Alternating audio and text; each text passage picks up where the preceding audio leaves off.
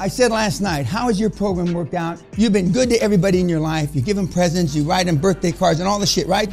How has it gotten you? How's your program worked out? It hasn't. You're still dirt poor or close to it.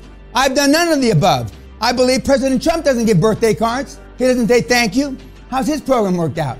I'm positive Putin doesn't send birthday cards. He doesn't send motherfucking flowers to anybody. He doesn't say thank you, and he sure shit never says I'm sorry. How's his program worked out? Yet you've done all those things, and how's your motherfucking program worked out? Because you're pleasers. You think Putin and Trump are pleasers? I don't think so. Henry Ford, the first a pleaser, no. Elon Musk, no. Bill Gates, no. Warren Buffett, and I can go down the list.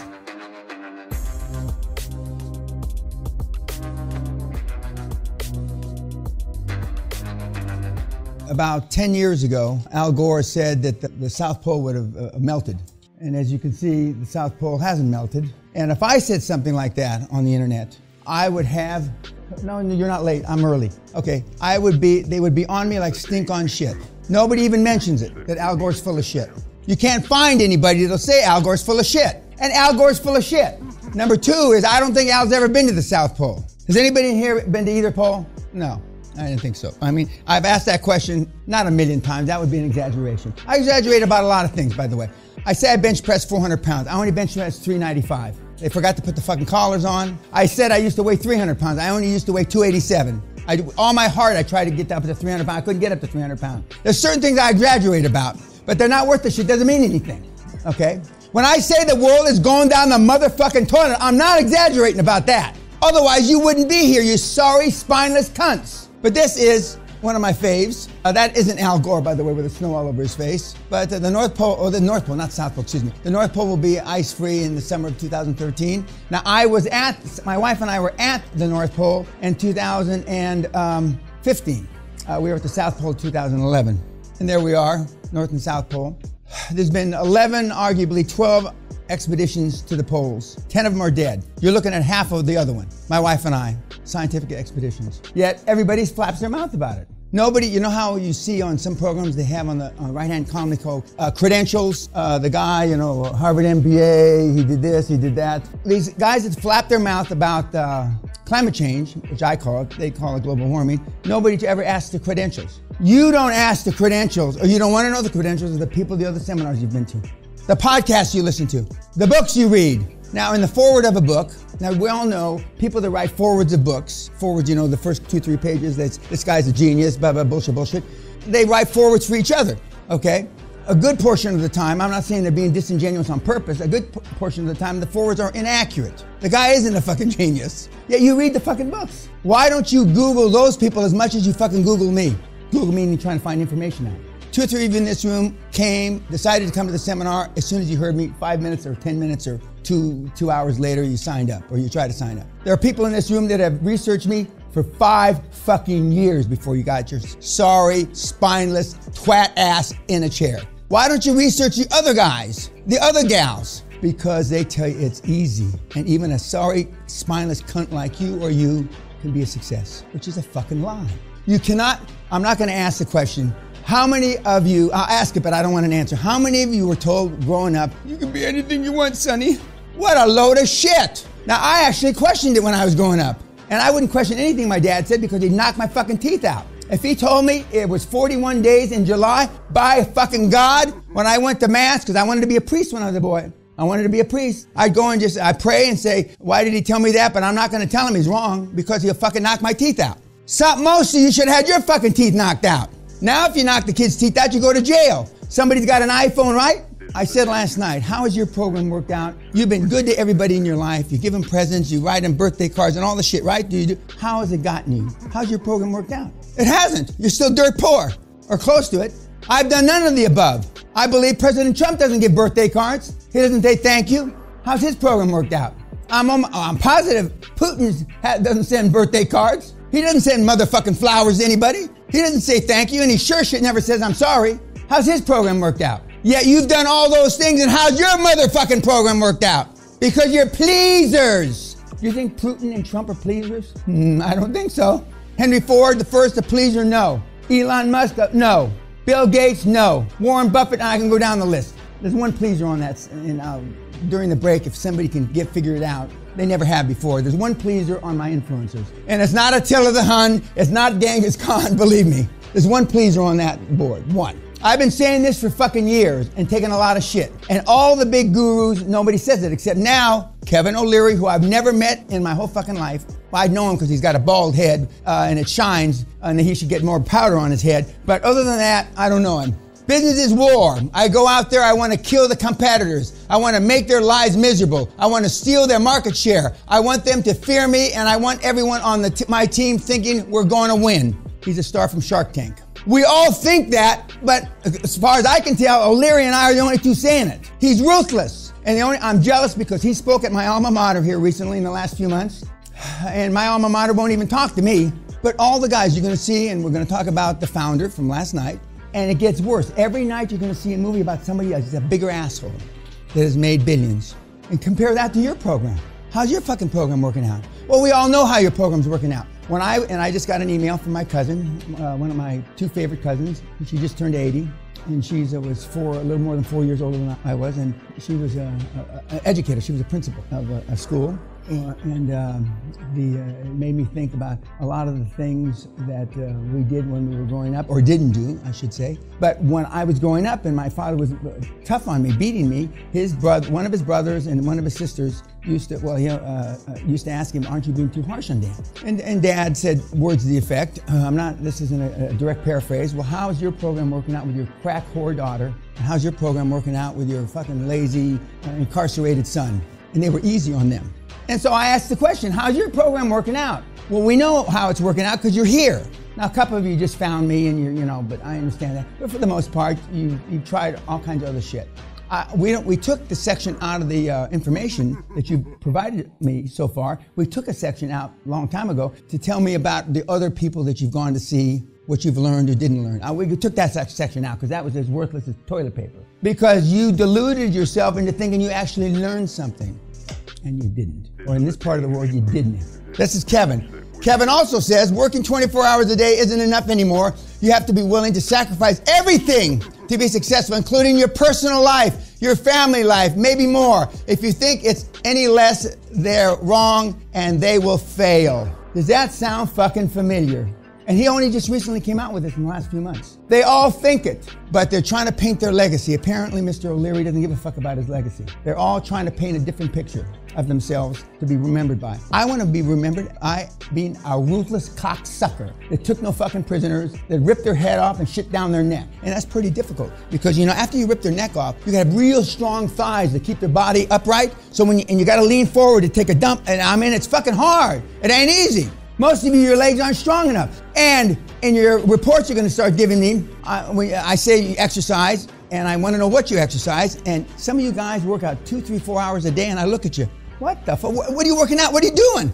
How can you possibly be working 2, 3 and look like you look? Fucking pencil neck, fucking spineless twats. Now, the ones I believe is, I did 2 hours fresh air walking.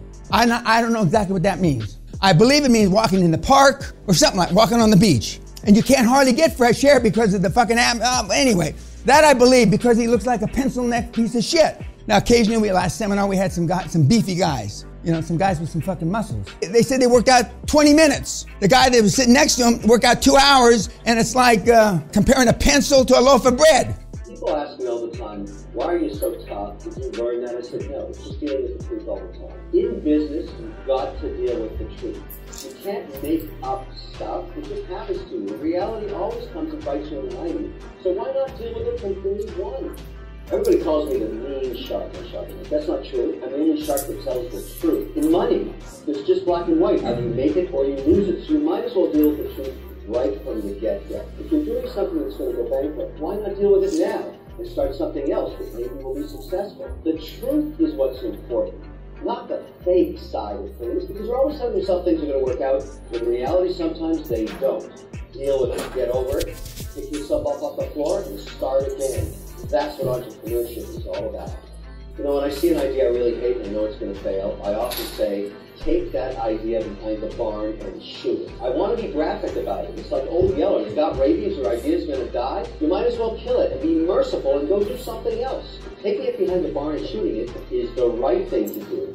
I've got all kinds of people working for me, and I always tell them the same story. Love is like business. Marriage is like business, and here's what I mean. When you first fall in love and you fall in trust with somebody, it's a magical time. You go into that relationship fully in lockstep with each other because you trust each other. Then that time comes, as it often does in relationships years later, when somebody breaks that trust. Now, what do you do with it? Do you lie to your partner, or do you come out and tell the truth? Because the truth always comes out, and when it happens, the first time you cheat in love or in business, you lose 50% of the equity of that relationship forever. You can never get it back. You may keep the relationship, but it'll never be the same. Remember that when you're cheating. 50% gone forever. With me, you lose 100%. You lie to me once, you fudge the truth, you're through. You're through. And you don't fall in love, you fall in lust. But he's the only guy that I know currently.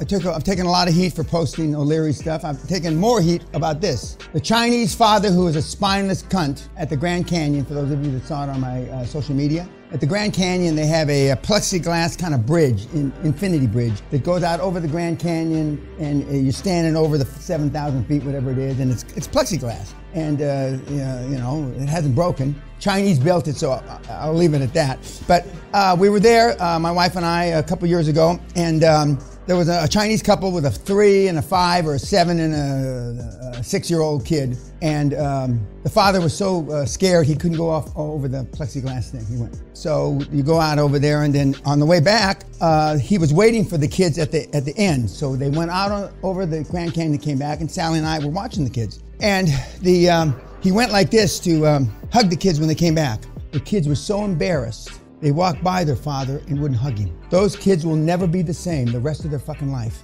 Everybody in this goddamn room has that kind of experience with one of their parents, if not both. You never forget. What are those kids gonna think of their father as a role model 10 years from now, 15 years from now, 20 years from now, when he's lying on his deathbed? We had people actually on YouTube come back to me and say, well, you're a bad person, Mr. Peña, for making fun of that man that has no balls. And they leave out the fact that they probably ruined their children. Everybody in this fucking room has a parent that either fucked them or double fucked them. You're here because of your parents. Most of you directly, some of you indirectly. This is a deathbed experience. A guy was saved by QLA from dying. He decided not to die. Hit by a car. And you're gonna get this. He says, the car was going 45 miles an hour. My Muay Thai didn't kick in. I was going to have to fight him, he thought, if he was gonna live. But he says, I heard you saying to me, don't be such a cunt. You're either gotta be dead in a coma not to go forward, don't be a bitch. And that's all he thought about. He didn't think about his little daughter. Didn't think about his fucking mother. Didn't think about his kid.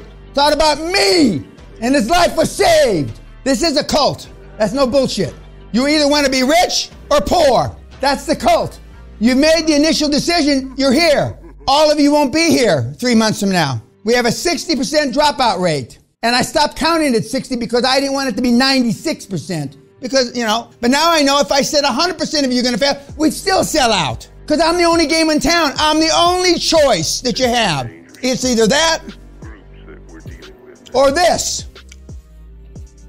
And when you put it up, metaphorically speaking, because I would never remember, you stick it up so you scrape the skin on the roof of your mouth to make sure it's lodged in there good. And then you pull, and you gotta lock it, load it, and then the top of your head will be gone. Most of you should have rolled down the fat mama's leg. You've all heard me say that, right? And almost everybody in this room, your mother was a pig when she was pregnant and she gave birth to you. She gained 40, 50, 60, 80, 90, 100 pounds. Now the seminar. Founder. You saw the founder last night. You saw my introduction. You saw Tyson, right? Let's talk about Tyson first. What's the takeaway about Mike and his mentor? Christ saved his life. Pardon? He saved his life. Yes? Well, arguably, I'm saving your life. What else? Confidence.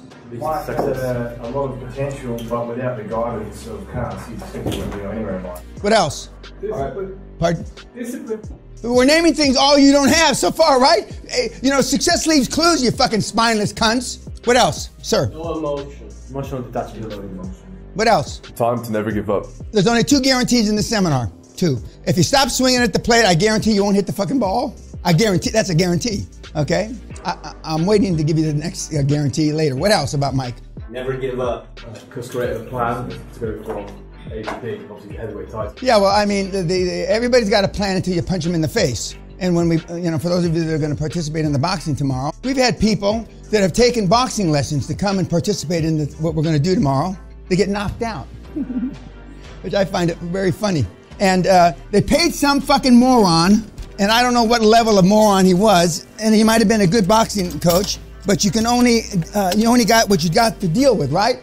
Most of you are mealy-mouthed cunts, spineless cunts that couldn't fight your way out of a wet paper bag. Most of you. Most people that come to the seminar are. And to pay somebody to learn how to box and then get fucking knocked out in the first 15, 20 seconds, we don't show everything on YouTube. And they cleaned up the blood from the fucking, and I didn't want them to clean up the blood. But my housekeeping, like little slaves cleaning up the fucking blood. I want you to see the fucking blood when you get in there. But now it's all, you can see the kind of the stains. What else about Mike? Limitless as a child, he was taught by his mentor. Yes, sir. He doesn't give a shit. Your program being pleasers, and women are the biggest pleasers, unfortunately. And I could give a whole fucking month-long seminar on that. All the obvious, but I'm not going to. You were raised to be pleaser. Now, when you went off to grammar school, for those of you that remember, or for those of you that have sent your kids off to kindergarten, right? And self-esteem is built the first 7 or 8 years. What do you tell the kids, and what did probably your parents tell you? Be good, don't make trouble, share your toys and all that shit, right? Not. And now, fast forward 20, 25, 30, 35, 40 years later, now look at you. What did sharing your toys get you in life? Fuck all. What did not standing out, keeping your head down get you in life? Fuck all. What else about Mike? Yes, sir. You can intimidate your opponent. Correct. You will have the banks and the motivated sellers on their back foot. Does everybody understand that? Off balance, on their back foot, if you follow the scripts. But a lot of you aren't going to follow the scripts and the templates and the processes and the procedures and the systems. Why? Because you've engaged in self-sabotaging activities all your miserable lives, and you don't really deserve. You scraped up the money somehow to get here, but you don't really believe you deserve to be successful. So you won't follow the motherfucking scripts. Josh Kim, today after lunch, is going to tell you the exact words he uses. The exact fucking words verbatim. And you won't use them. You're going to get a template, and you won't use it. Some of you will use the excuse because you can't speak English, and you got to translate it into your fucking miserable language. Not. It translates good enough. You saw the backward bicycle, right? That's my favorite of all the ones you're going to see. For those of you that are engineers, have advanced degrees, mathematicians, accountants, lawyers, I don't think we have no medical doctors. You learn things in a fact pattern. And QLA is a lot of things, but it's not taught in a fact pattern. Because a lot of things, you go from 1 to 7 to 28 to 300 to 4 million. That's not a fact pattern. That's called random. And most of you can't effectively use random analysis because it takes you out of your comfort zone from the first microsecond. The guys and gals that are the most successful here are the guys and gals that learn how to be in a state of total discomfort. Learn being comfortable, being uncomfortable. And the reason why we have so many successful kids is because they have less bags. Every place that you mentioned, this is easily done. One is a little more difficult.